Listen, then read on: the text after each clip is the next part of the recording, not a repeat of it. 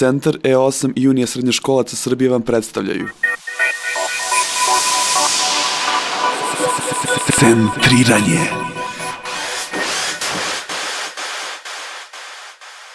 Centriranje.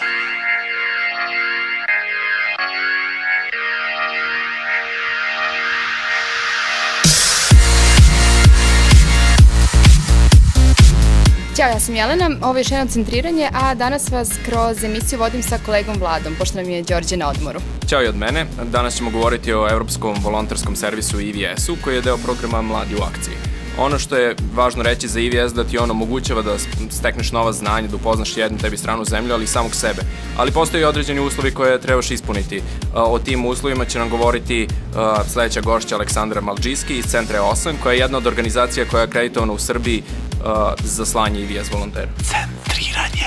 Kolega Vlade je najavio Aleksandru koja nam dolazi iz Centra E8, to je jedna od akreditovanih organizacija za slanje na program EVS-a. Tako da ne bi ja davila, ona će nam malo više objasniti šta je konkretno EVS. Zdravo Jelena. EVS, Evropski volonterski servis, je program Evropske unije koji omogućava mladim ljudima da volontiraju širom Evrope. Šta konkretno EVS znači za mlade ljude u Srbiji? Dakle, on omogućava mladim ljudima od 18 do 30 godina da volontiraju u nekoj od zemalja Evropske unije, a uz to mogu volontirati i u Švajcarskoj, Islandu, Lihtenštajnu, Hrvatskoj i Turskoj. Oni mogu volontirati, dakle, u različitim organizacijama, institucijama, baviti se različitim temama od edukacije mladih preko ekologije do organizacije kulturnih manifestacija i slično. Dakle, jako je veliki izbor organizacija i tema na kojima se može volontirati, kao i zemalja. Dakle, da bi osoba mogla da ide na ovaj program, neophodno je da ima između 18 i 30 godina i da je državljanin, odnosno državljanka Republike Srbije. Dakle, to su jedini uslovi koje treba da ispuni. Kakva je procedura konkretno? Znači, oni se pronađu organizaciju u kojoj bi volili da volontiraju i šta dalje?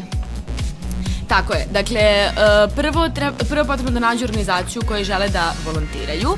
Na internetu postoji baza podataka svih organizacija u Evropi koje su akreditovane za ovaj program i ona se može naći na sajtu evsdatabase.eu. Na tom pretraživaču, znači, mogu pretraživati opcije volontiranja ili po zemlji u kojoj žele da idu ili po temi kojom žele da se bave. I onda kada nađu organizaciju ili više njih koji ih interesuju, njima pošalju svoj CV i motivaciono pismo na engleskom jeziku i kada dobiju potvrdan odgovor od neke organizacije, znači da organizacija želi da ih ugosti, da žele da dođu da volontiraju kod njih, onda Centar E8 može biti organizacija koja ih šalje na volontiranje, pošto je Centar E8 jedna od akreditovanih organizacija za slanje volontera i volonterki, stupe kontakt s nama, onda mi zajedno sa tom njihovom organizacijom u inostranstvu pravimo projekat kojim apliciramo i ako sredstva za taj projekat budu odobrena, onda osoba odlazi na volontiranje. Ono što je bitno reći je da ceo ovaj proces traje oko 8 meseci, manje više. Dakle, od trenutka kada nađete organizaciju koju želite da volontirate i kada oni pristanu, do trenutka kada zaista odete na volontiranje, to traje otprilike oko 8 meseci, znači malo je duži taj proces, ali to su prosto pravila tog programa i svakako se isplati čekanje. A reci mi kako im se isplati, zapravo šta sve oni imaju, koje sve mogućnosti imaju volonteri i volonterke? Da, dakle, kako to izgleda kada se ode na volontiranje? Dakle, volontiranje može da traje od 2 do 12 meseci u dogovoru sa organizacijom u kojoj se volontira. I kada se ode na volontiranje, dakle, plaćena je povratna avionska karta, kao i smeštaj, hrana, mali mesečni džeparac, zdravstveno osiguranje i kurs jezika koji se govori u toj zemlji. Tako da zapravo su ispunjeni svi uslovi da bi mlada osoba nesmetano mogla da volontira i da prosto doprinosi lokalnoj zajednici u kojoj živi i radi. I prosto, pored tog nekog radnog iskustva koje se svakako stiče i koje svakako može da obogati CV, stiče se jedno veliko interkulturalno iskustvo. Znači, prosto imate priliku da živite u stranoj zemlji, da živite samostalno, da vidite kako izgleda život u nekoj drugoj zemlji, druga kultura, naučite taj jezik, upoznate ljude. Znači, prosto jedno veliko sveobuhvatno iskustvo. Reci mi, vi se osim slanjem volontera iz Srbije, vi ste i organizacija koja prima volontere i volonterke iz inostranstva.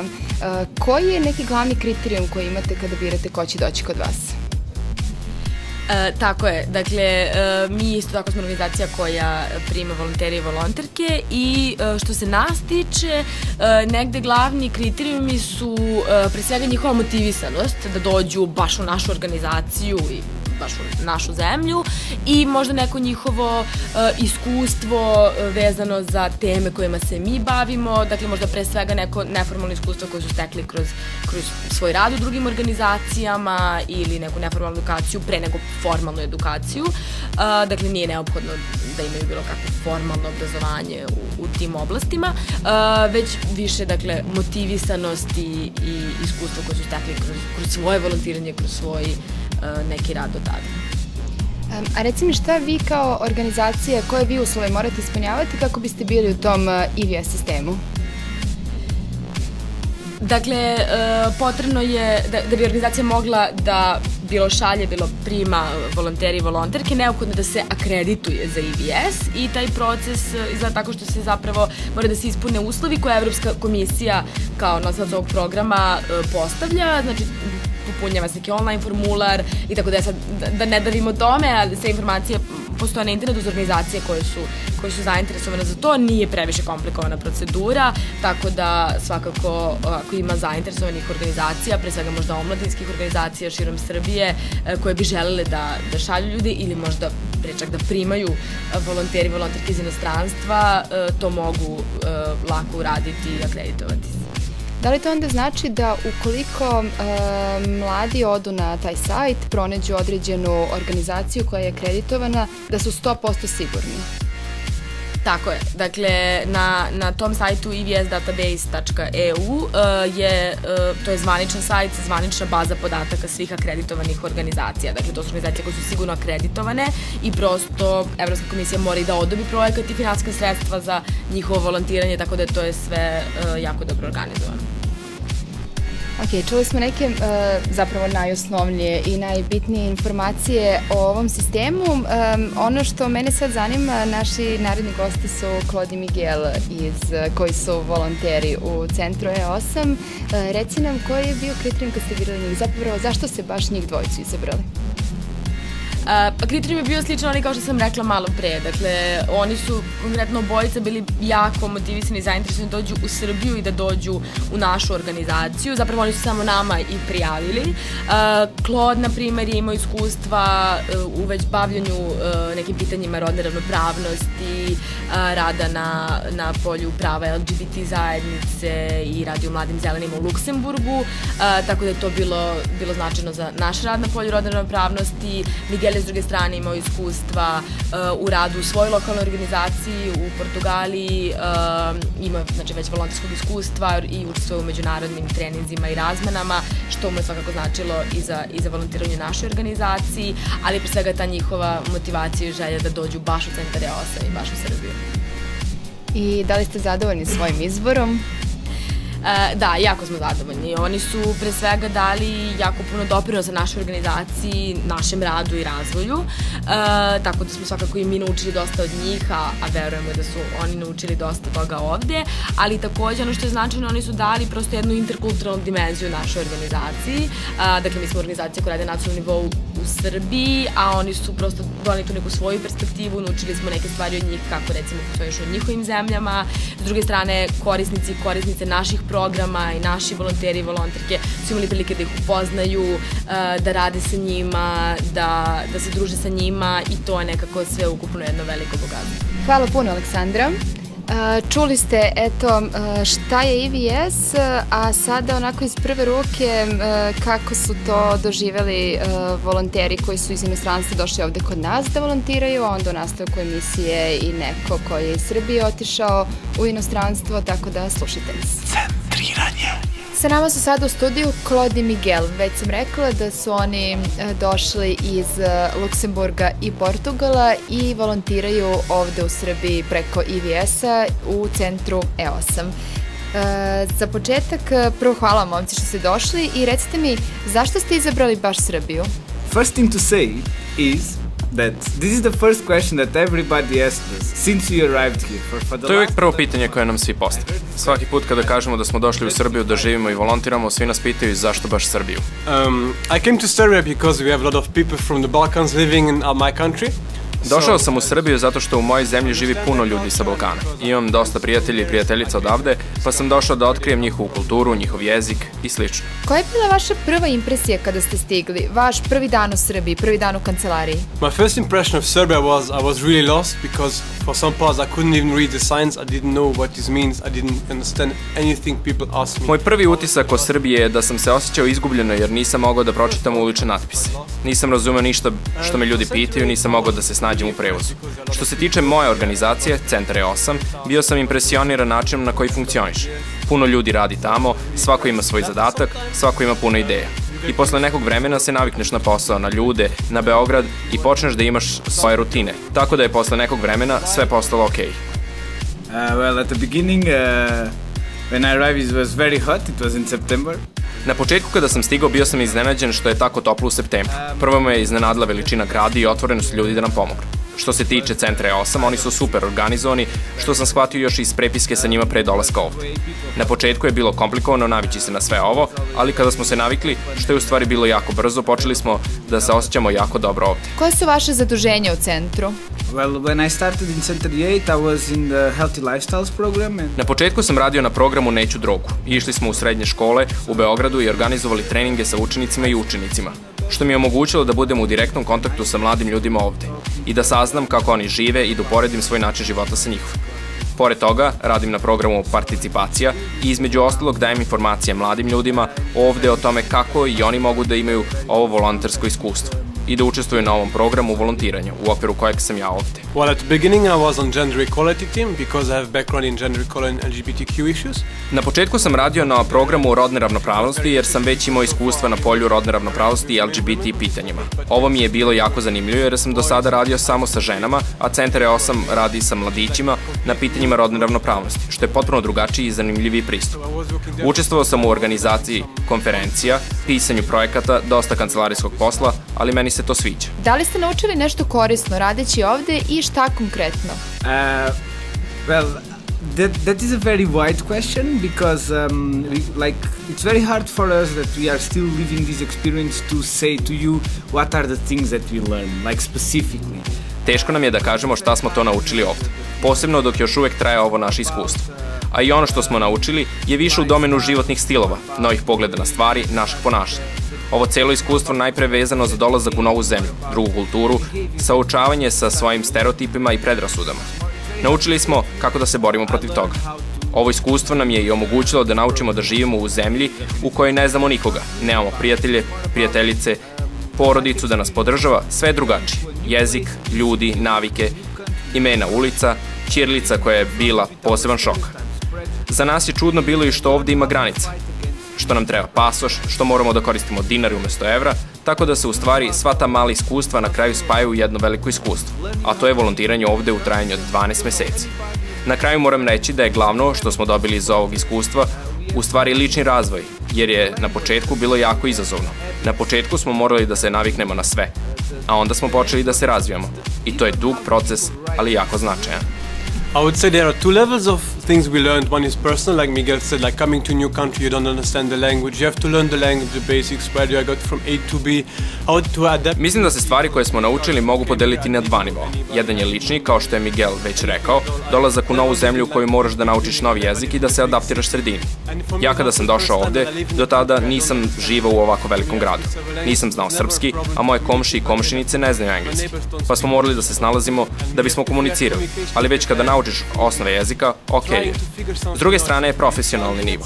Naučili smo puno kroz rad u organizaciji, tako da sve u svemu ovo iskustvo ti omogućava da naučiš jako puno toga i da se razviješ na ličnom i profesionalnom planu. Uskoro napuštate Srbiju. Šta je ono što će vam najviše nedostajati, ali nešto onako specifično? It might be general, but I will miss the people. The people I met, the people I worked with, the people I was hanging out with. Možda je ovo previše uopšteno, ali meni će nedostajati ljudi. Ljudi sa kojima radim, sa kojima se družim, jer ću moći da vidim njihove slike na Facebooku i da vidim gde su i šta rade. I bit će mi žao što ne mogu da budem tamo sa njima jer neću moći da dolazim svakog vikenda da provodim vreme sa njima. Well, I think that maybe this is it's a different perspective. Also, I will miss people, of course, and like food and all these things. Naravno, i meni će nedostajati ljudi, i hrana, i život ovde uopšte.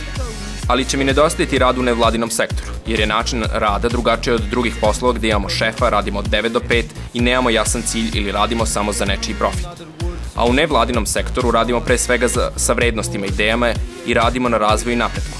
Kada uđemo u ovaj svet, imamo neki cilj, želimo da doprinesemo društvu i to će mi nedostati. Rad u sredini u kojoj se pre svega vodimo vrednostima i ciljevima, a ne radimo za neku veliku kompaniju ili nekoga koga ne znamo. Ovde ne radimo za određene osobe, već za opšte dobro mladih. I to je ono što mi se posebno dopalo, nedostaje će mi to. To su bili Claude i Miguel. Hvala vam puno, momci. Centriranje.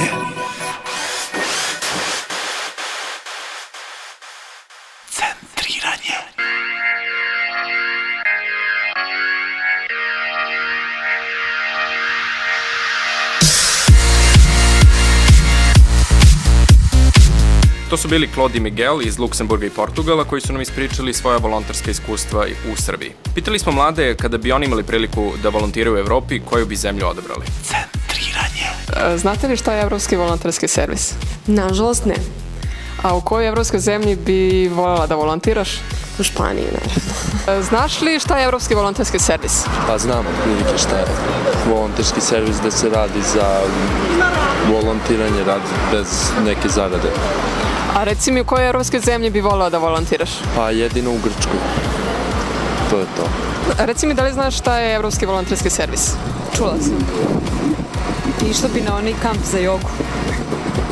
A u kojoj evropskoj zemlji bi voljela da volontiraš? Španija. Znaš li šta je Evropski volonterski servis? Pa mislim, ne znam tačno, ali kapiram da je neka organizacija koja barata s volonterima koji tako cirkulišu po Evropi i volontiraju, otkud znam. A reci mi, u kojoj evropskoj zemlji bi ti voljela da volontiraš? Ni u jednoj, ne, dovoljno volontiram, ne bih voljela da volontiram nigde, ne. A reci mi, znaš li šta je Evropski volonterski servis? Ne. A u koju evropsku zemlju bi voljela da odeš da volontiraš? U Španiju. Reci mi, znaš li šta je Evropski volonterski servis? Ne znam šta je Evropski volonterski servis. A u kojoj evropskoj zemlji bi volila da volontiraš? Pa ne znam da bih volao da volontiram. Mislim, to sam radio kad sam bio klinac, a sad nekako moram da radim. Centriranje. Jedna od onih koja je dobila priliku da volontira u inostranstvu je Tamara, koja je otišla u Švedsku i ona je sada naša gošća. Centriranje. Kao što sam malo pre napomenuo, sa nama je Tamara koja je bila preko IVS-a u Švedskoj. Ćao Tamara. Ćao. Kaži nam kako si saznala za IVS. Za IVS sam saznala u Mladim istraživačima Srbije, zato što sam ja preko te organizacije pre jedno, pa sad već ima 3 godine, išla na volonterski kamp u Portugal i onda sam u njihovim kancelarijama pričala sa koordinatorkom razmene volontera i kada je saznala da studiram švedski jezik na Filološkom, onda mi je predložila da bi preko IVS zapravo mogla neko duže vreme provedem u Švedskoj. A kaži nam koliko dugo si bila u Švedskoj i koje poslove si radila?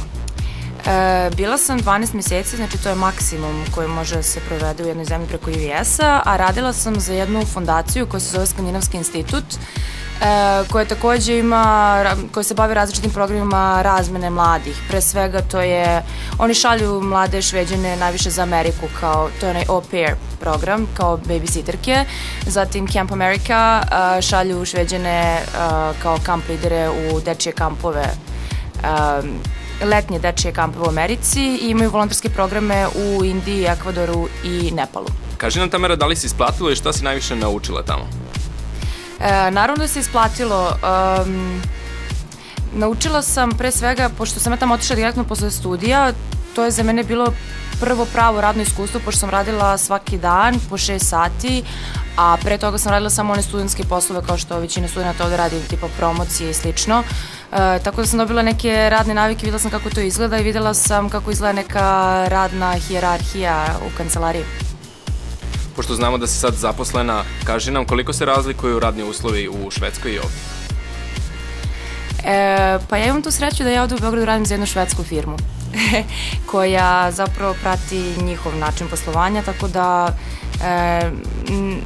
nisam sigurna da mogu da kažem bilo šta, osim što ovako jedino što znam iz priče drugih ljudi, čini mi se da se, mislim ja kad sam radila tamo u kancelariji, tamo nema puno priče, kafenisanja, druženja, nego prosto ja sam sedala 6 meseci u kancelariji sa jednom devojkom čije sam otprilike znala sam samo njeno ime. Zato što svako sedi, radi svoj posao, nema gubljenja vremena, imaš sat vremena pauze za svoj ručak, to iskoristiš i to je to. A kaži nam koliko ti je, znači pretpostavljam da ti je dosta značilo to što si radila u Švedskoj i sada za švedsku kompaniju. Da li si zadovoljna izborom Švedske i generalno ovim programom EVS? Apsolutno, nisam mogla ništa bolje da uradim u svom životu, zato što nakon završenih studija to je bila prava stvar, to je bilo za mene usavršavanje jezika i vratila sam se mnogo sigurnija u sebe, sa mnogo boljim CV-em, tako da bingo. Pošto si bila u Malmeu, kaži nam koji je tvoj najjači utisak koji si stekla tamo? Pa moj najjači utisak je zapravo bila ta neka kultura mladih, pošto Malme je grad koji je pun hipika i imala sam priliku da živim mesec dana u jednom hipi kolektivu. Tamo je sada recimo najveći trend, znači vegetarijanci, to je već ono kao, to se podrazumeva, ali sada je kao najveći trend da su ljudi vegani, tako da sam živjela mesec dana sa veganima i videla sam kako to izgleda, otprilike njihov život je mnogo komplikovan, mogu vam reći, zato što oni moraju napamet da znaju sve one recimo dodatke jelima pozadino E126, E128 i tako dalje, tačno da se zna koji je biljnog porekla, koji je životinskog i tako dalje. Isto tako sam primetila da mladi ljudi u Švedskoj iz nekog razloga ne vole da koriste parfeme i različite mirise. Recimo, na mene je ostavilo utisak to da oni masovno kupuju šampone, sapune, kupke bez mirisa, znači ne parfimisane, kao i deterđente za suđe, za veš, znači sve to ono kao da se opare, ali ne da Bože da zamiriše, zato što mislim oni recimo kažu da zato što su kao većina njih je alergična na jake mirise, ali ne znam, meni je sve to bilo čudno, ali eto, to mi je jedan od najjačih utisaka. Hvala ti Tamara puno na razgovoru, a mi nastavljamo dalje. Centriranje.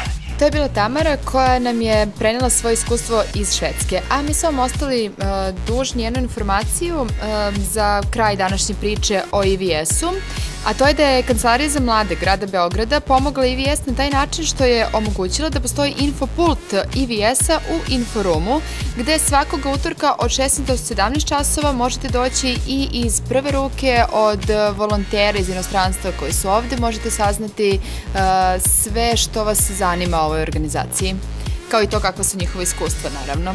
Još jedna bitna stvar. Centar E8 će 12. avgusta lansirati kampanju za Volontiraj Evropom. To je inače Međunarodni dan mladih i njihova želja je da malo približe EVS mladima, da se upoznaju sa ovim programom, sa time kakve sve mogućnosti pruža, tako da ukoliko ste zainteresovani, a verujemo da jeste, pogledajte, pratite rad Centra E8 na sajtu e8.org.rs i njihovu Facebook stranu i tamo ćete moći da saznate nešto više o konkretnoj akciji koja se planira za 12. avgust. Centriranje.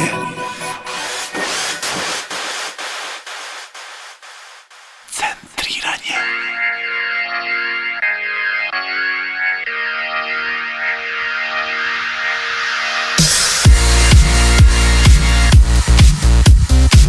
Vreme je za kontru. Kontra. Volontiranje. Volontiranje je društveno koristan rad koji ruši barijere svake vrste. Ruši i ljude, sa nogu, kada se zaljubite na volontiranje.